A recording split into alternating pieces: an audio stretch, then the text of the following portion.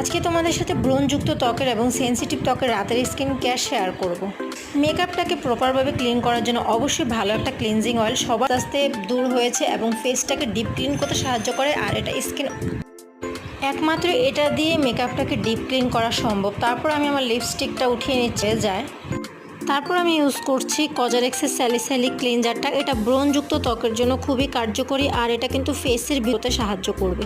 এরপর আমি ইউজ করছি এন্টি একনি ভিটামিন ই সিরামটা। এটা কিন্তু ব্রণ দূর করতে খুব কার্যকরী এবং ব্রাইটেনিংয়ের জন্য কার্যকরী। এটা ডার্মাটোলজিস্ট টেস্টেড।